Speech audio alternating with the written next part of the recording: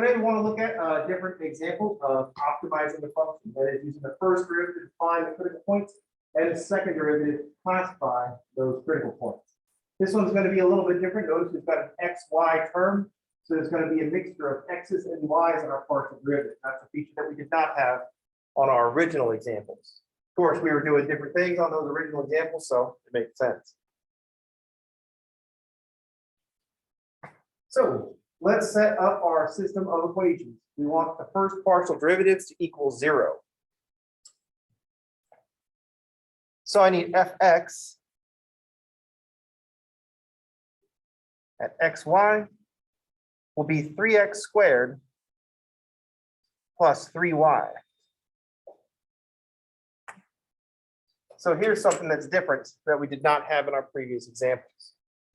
Our first derivatives are functions of more than one variable. So we're going to have to solve a system of equations. And in this case, we're going to get a nonlinear system of equations.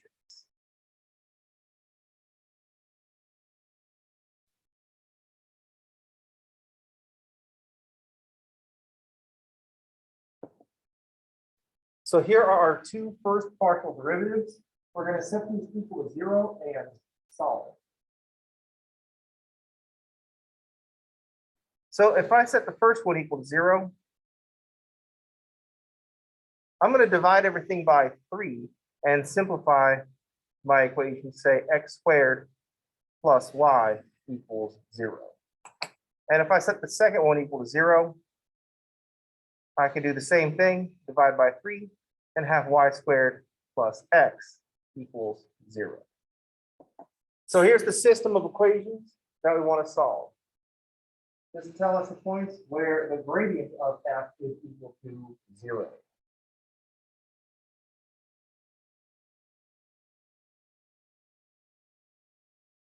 Now, if you set the wave active t into the part of algebra where we solve nonlinear systems, it might come up empty because we spend a lot of time solving linear systems, and then usually we just kind of wave our hands at solving nonlinear systems. But that's what we got here. We got a nonlinear system. We can employ the same techniques to solve this nonlinear system that we do to solve linear systems. I don't have any terms that will cancel out if I multiply by a constant. So I'm going to use the substitution method. I'm going to solve the first equation for y and plug it into the second equation. So I'm going to take the first equation and solve it for y. And I'll say that y is equal to minus x squared.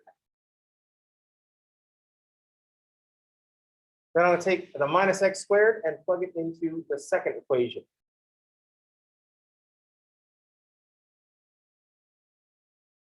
So I'll have minus x squared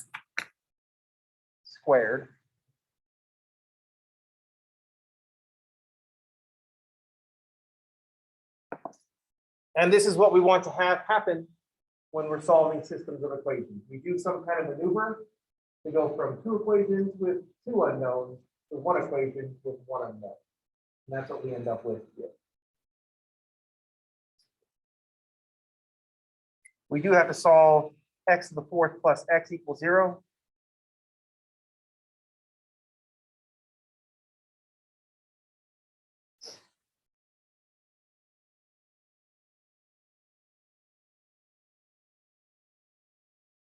We can just look at this and see that the answers are going to be 0 and 1. Let's see if there's anything that we're missing. Just going through this quickly. So I'm going to try to factor stuff because everything is equal to 0. So I'll factor out an x, and that'll leave an x cubed plus 1. So here's our x equals 0. Then that x cubed plus 1 is showing us that negative 1 is still a 0. If we factor the x cubed plus 1, we'll see that we only have one more real 0. So I got x times x plus 1. There's that negative 1. And then x squared minus x plus 1. So here are the x values of our critical points. X is 0 and x is negative 1.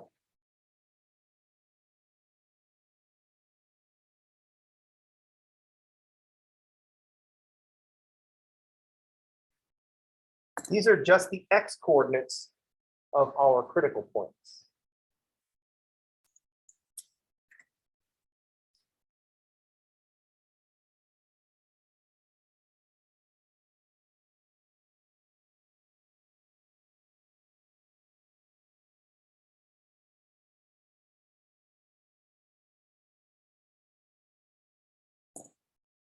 X squared minus x plus 1, that's going to lead to two complex zeros. So if we try to solve x squared minus x plus 1 equal to 0, that's going to give us two complex zeros.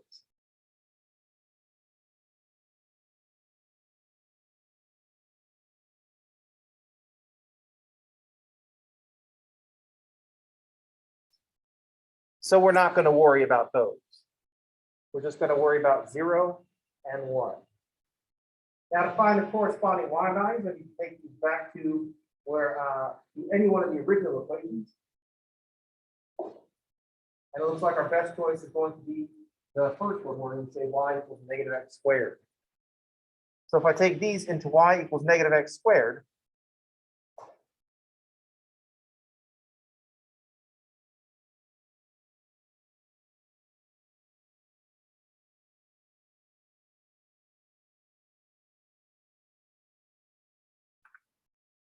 now I have the y coordinates of our critical points.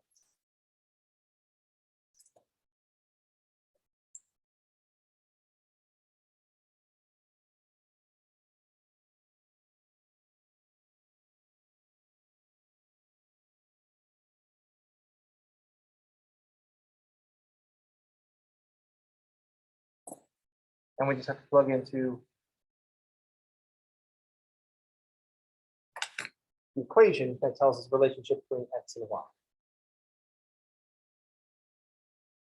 So our critical points are 0, 0, and negative 1, negative 1.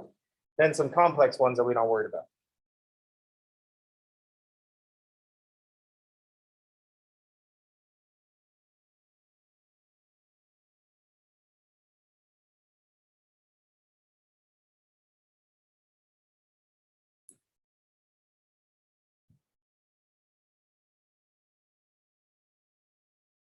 Now we also want to classify the critical points, and to do that, we start looking at second derivatives.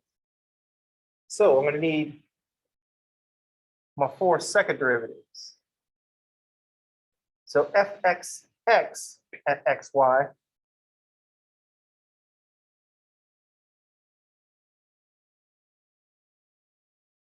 is going to be 6x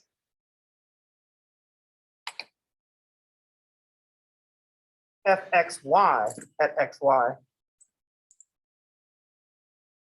will be 3.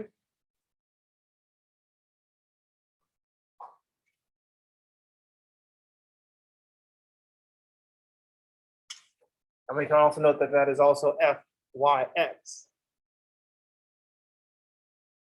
And we'll also need fyy.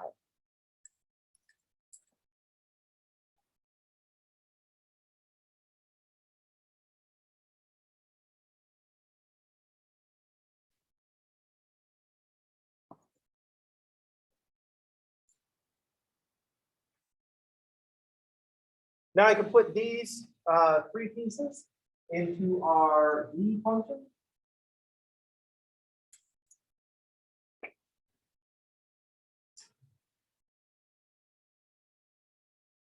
So it's going to be fxx times fyy, 6x times 6y. I guess we don't have to build the whole function, but because we're only concerned with 2 points, minus fxy squared.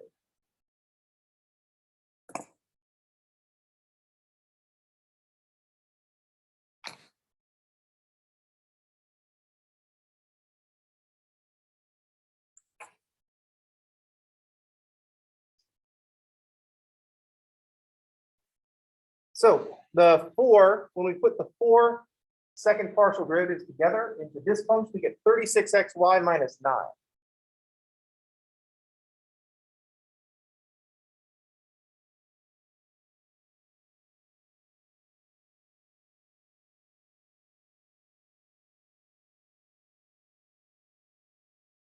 Now we can look at each of the values. We'll look at the 0, 0.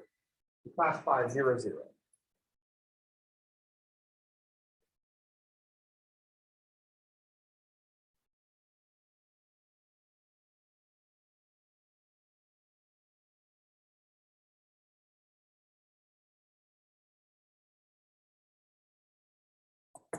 So we plug into our collected second partial derivatives, and we end up with -9. And so the discriminant is, or the d function is negative. So that means we conclude there is a saddle point at 0, 0.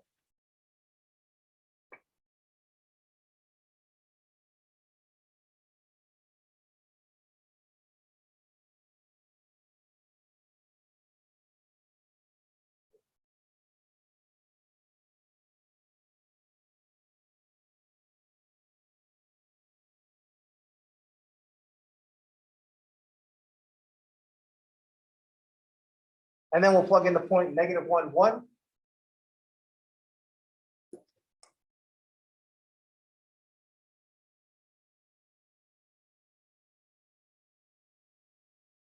Oh, -1, -1.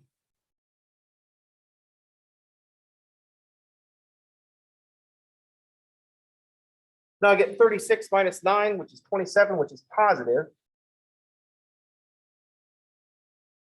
Which means we also have to look at what's going on in fxx or fyy.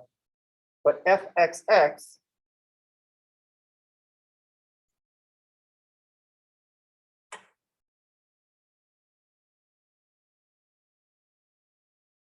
fxx at -1, -1 will be 6 times -1, or -6.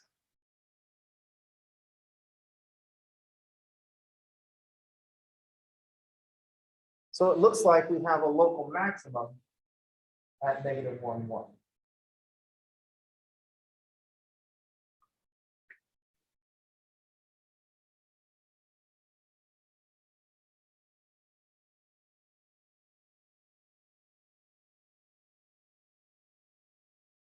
-1, -1.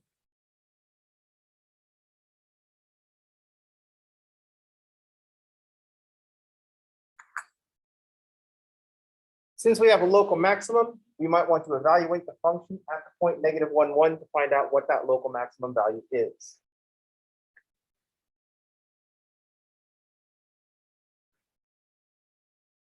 So if I do fxy, just my original function at -1, -1, we'll get -1 cubed plus -1 cubed plus 3 times -1 times -1.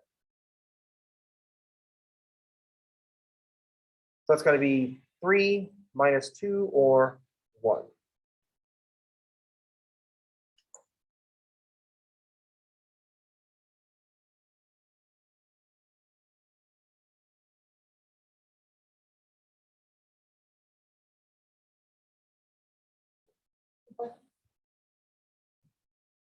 First derivative to find the critical points. Second derivative to classify the critical points. Same thing that we did last semester or semester before.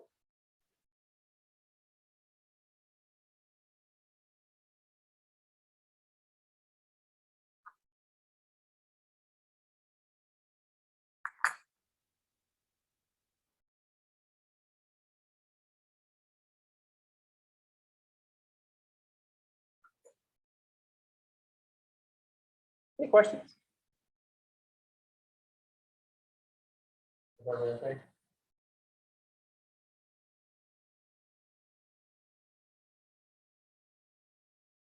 Everybody has that sad look, the sad look that we're back in class after the instructor is out for one day. Because yesterday, it was like, oh, Luke is not going to be holding a meeting on Wednesday. And then so at that point, you're all hoping that I was sick. I'm going to be out for a bunch of days.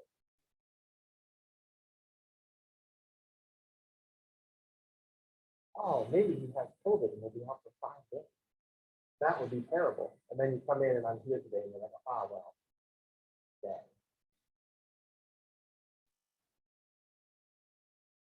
Then I wondered, So I got a class this size. A real possibility is that I come to new class and it's like the opposite of yesterday. No one else decided to show up. Everybody else is like, oh, let's take a day off. You don't have to make, it doesn't have to be a collective action or anything like that. It just randomly, one day, it's a probability that any one of you is going to take a day off. Is that 2? I mean, you multiply that out enough, and it's possible. I walk in and everybody sent me an email saying, taking a day off, or I'm so sick. It's not COVID though, so I'll be back probably one day, right? What happens if I walk in and no one shows up?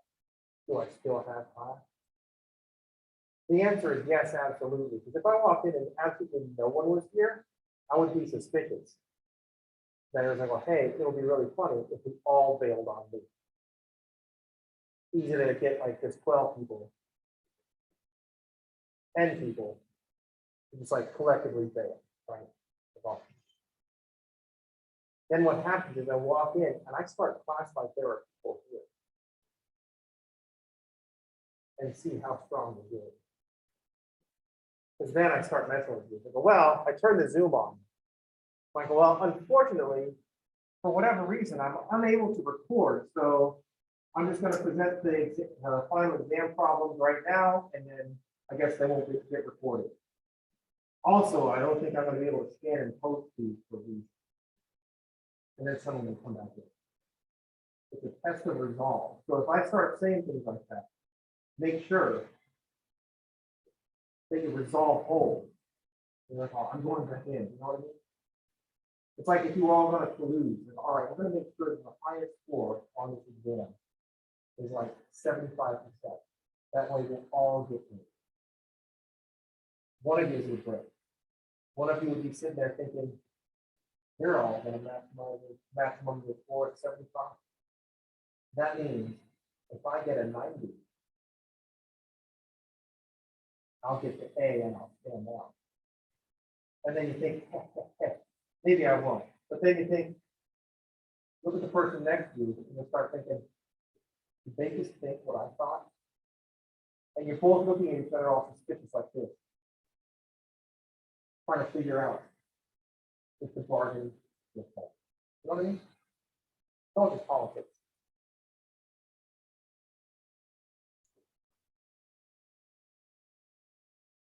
Sometimes when I'm looking for problems,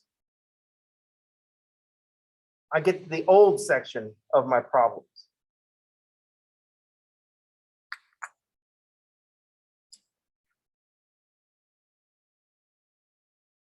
And you get to find out a cool way people use the word thing.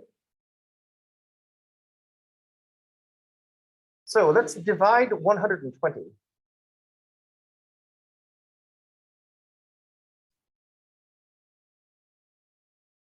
Into 3 parts.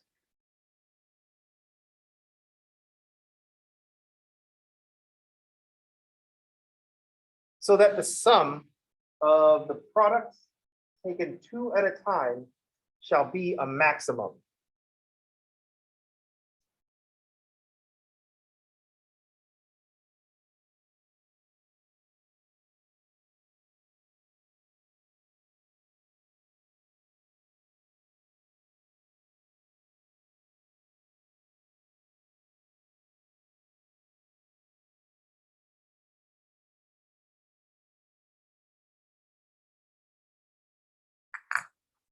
We're going to divide 120 into 3 parts so that the sum of the products taken 2 at a time shall be a maximum.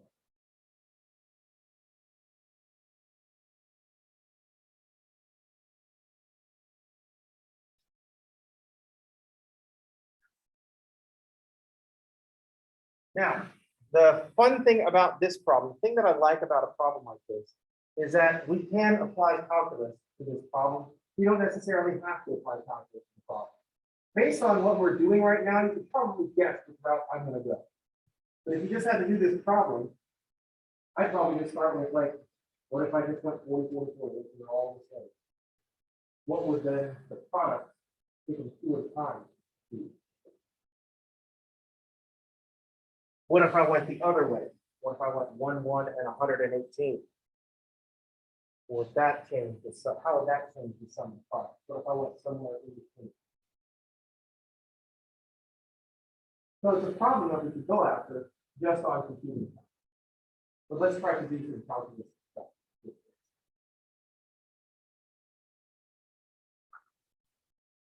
Okay.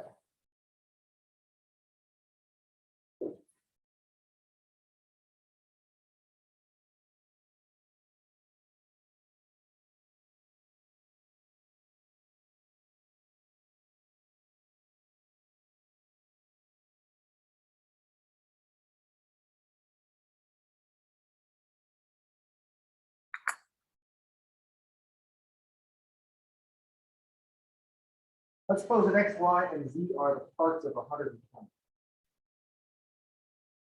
That is, x plus y plus z is equal to 120.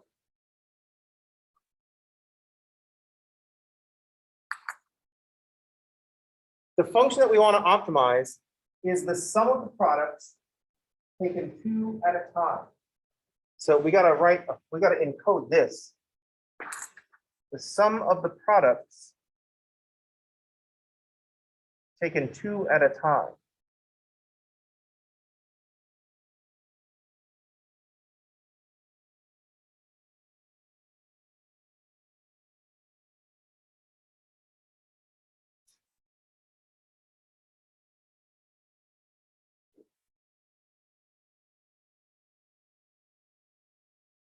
So I'm going to multiply xy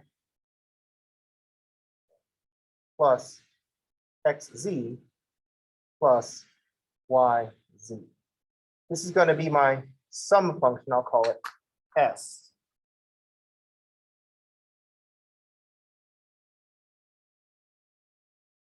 So here's an example of a problem set up with an objective subject to some constraint.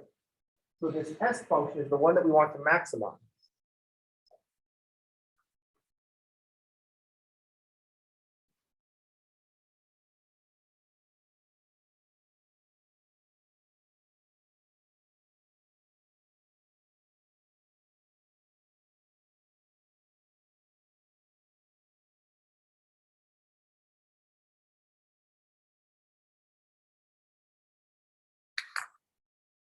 Now, if all I said was maximize xy plus xz plus yz, that's easy. Let x or y or z tend towards infinity, and that will make this sum tend towards infinity as well.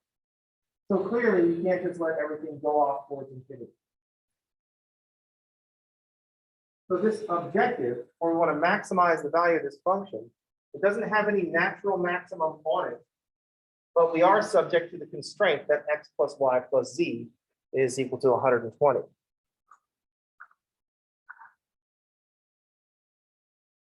So this is our constraint.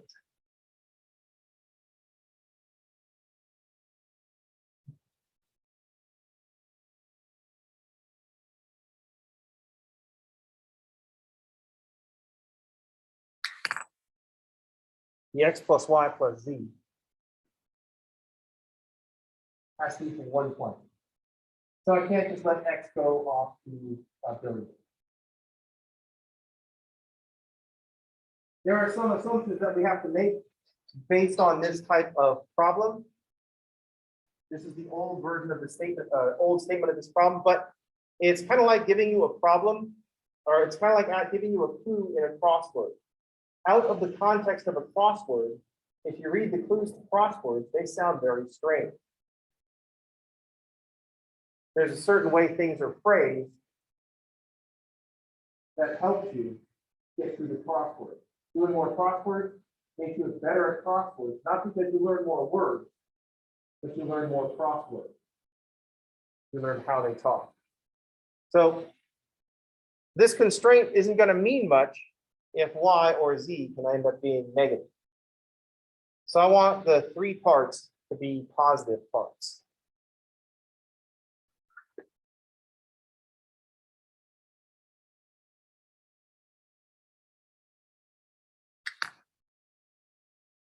Oops.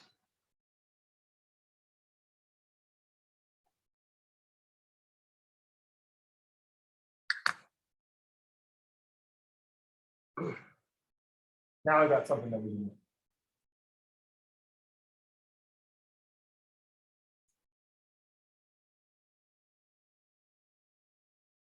Any questions on the setup? We want to find maximum values of some function, and it's being subjected to some constraint. So what we need to do is, since the function x is what we want to maximize, that's the one we're going to take derivatives and set into the z. The constraint is just setting up a relationship between x, y, and z. So we need to get the constraints involved in our function somehow. So here's technique number one.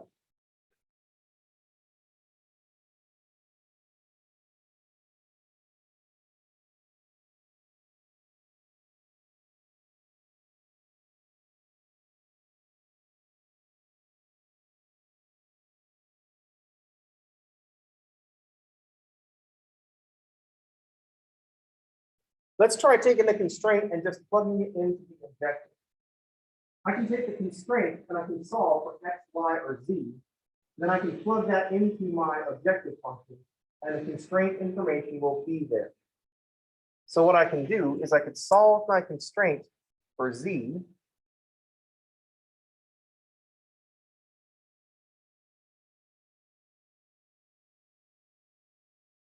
And plug that into the objective.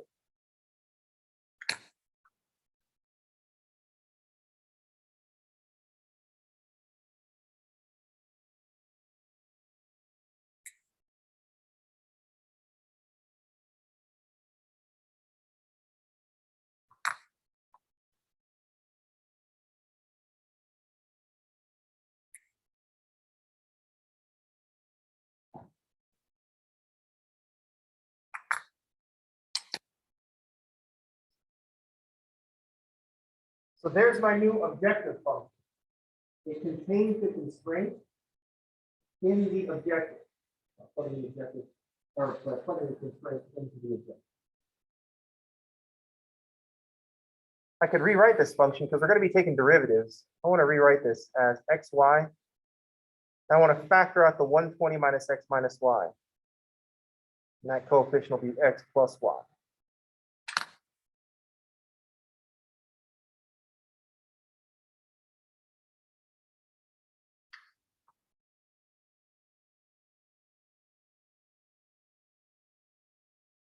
So now our function, our objective is only a function of two variables, and we want to optimize it. So we do the first derivatives. Set it equal to 0 and solve.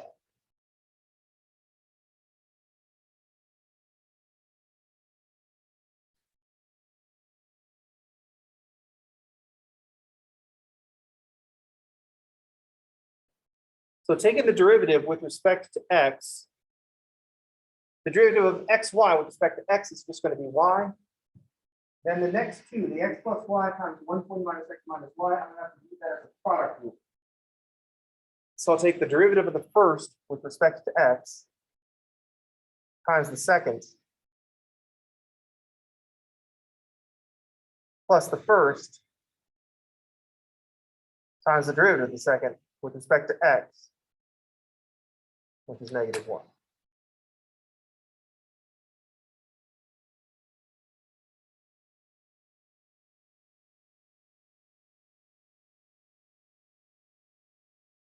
It's a little bit messy.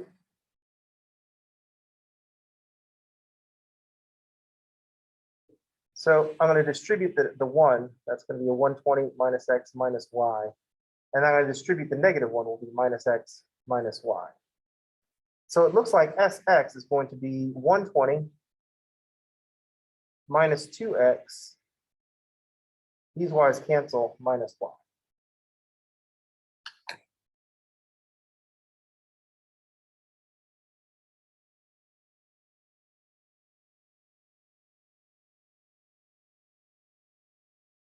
Any questions?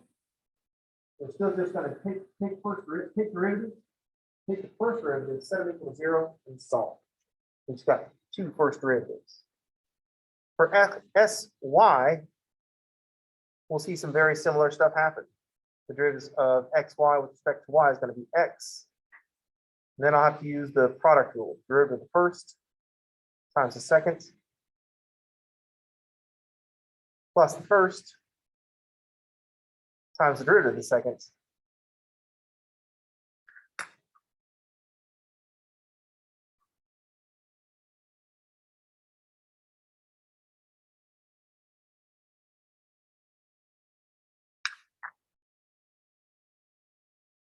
So I have 120 minus 2x minus 2y plus an x this time instead of plus a y.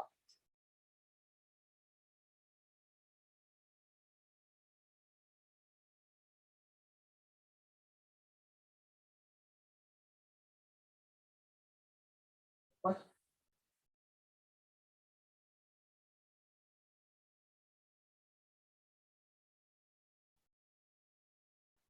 So if we set these equal to 0,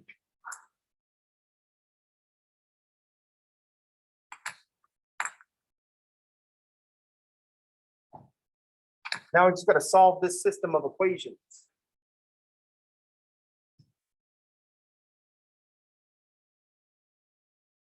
So let's clean that up a little bit.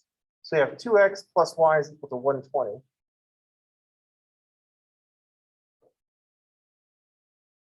And then x plus 2y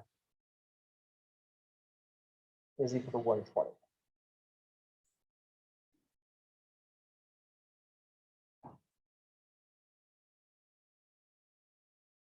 Now I just need to solve this system of equations. I will multiply the first equation, I guess, by -2, like negative 4x minus 2y is equal to negative 240. So that when I add it to the second equation,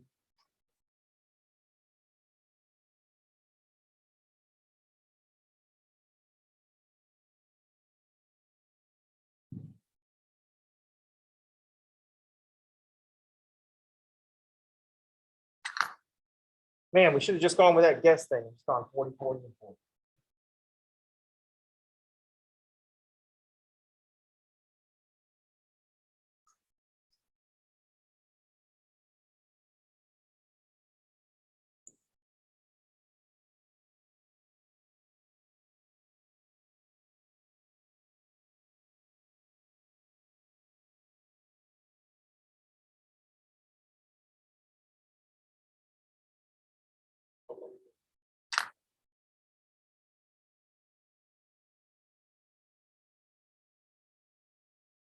Okay.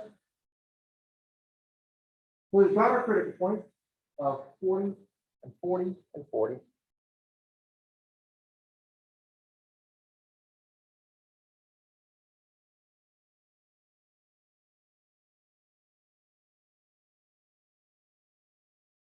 Oh, I frame this problem as an XY problem. So it looks like there's a maximum or a minimum of 40 at 40 and 40.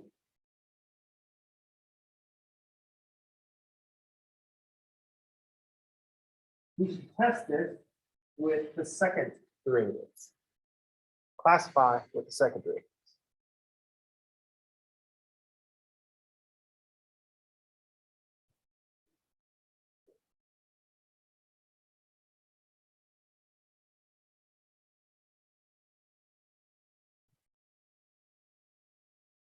So let's take some second derivatives.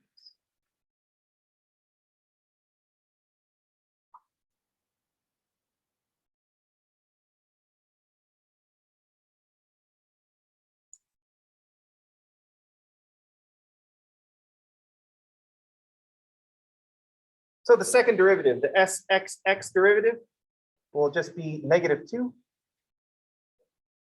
The sxy derivative will be -1. And since sy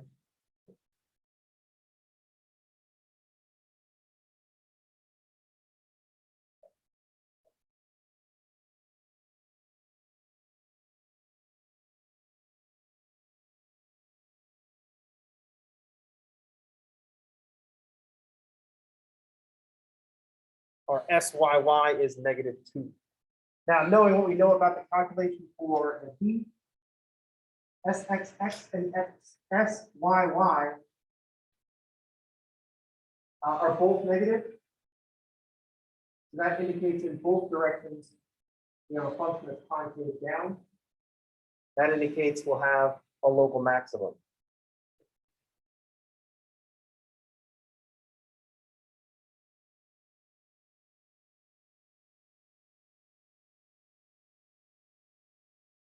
And when we make the calculation, we get 4 minus 1, which is 3, which is positive. And we noted that SXX is -2, which is negative. That says we have a local maximum.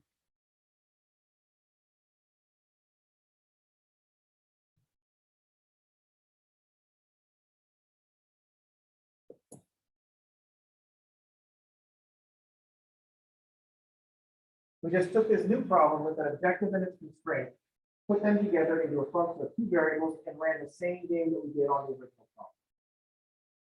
First derivative equals 0. Second derivative to find the critical points. Second derivative to classify the critical points. Any questions?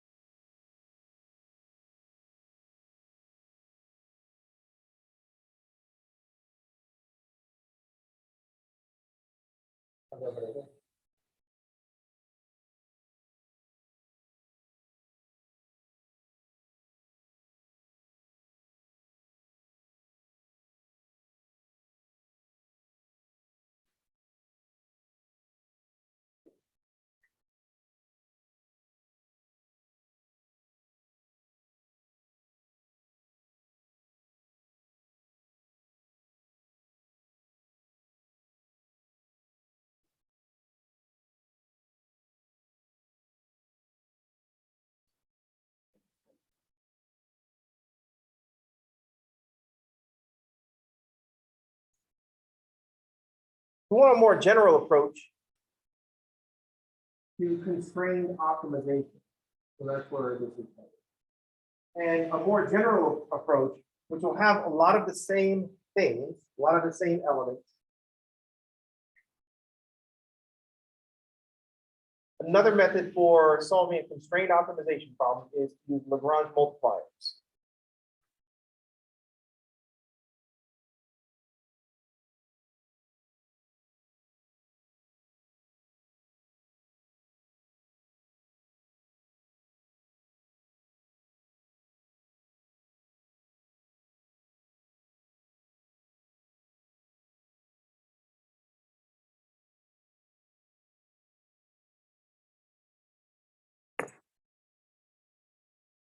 So in Lagrange multipliers, let's suppose we wanted to optimize function f subject to some constraint function g is equal to k. Just like in the previous problem, we wanted to maximize xy plus yz plus xz subject to x plus y plus z is equal to 120. We have an objective function and we have a constraint.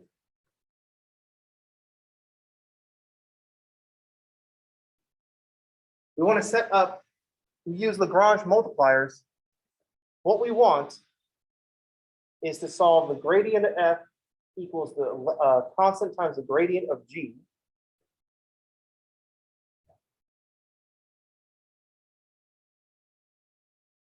Solve the system.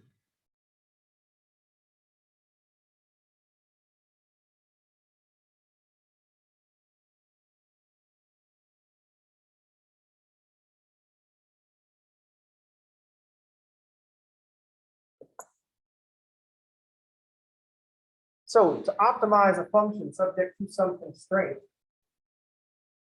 we use Lagrange multipliers. So we'll solve the system gradient of f equals lambda times gradient of g, where lambda is some constant,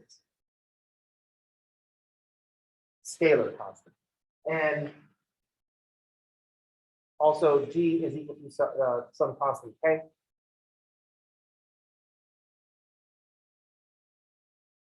So lambda is a scalar.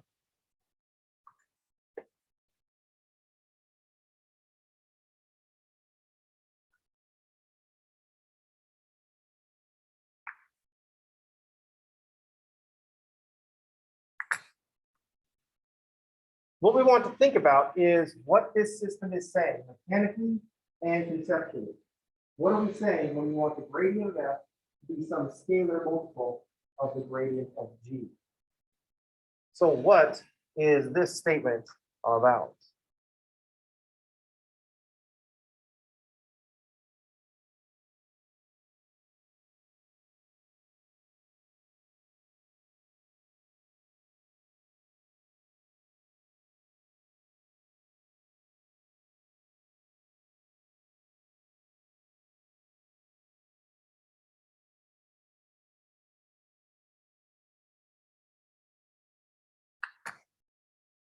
So I want to think about what do we get, what do we want, what are we asking for algebraically and geometrically when I require the gradient of f is equal to a scalar times the gradient of g. Remember, the gradient of f is a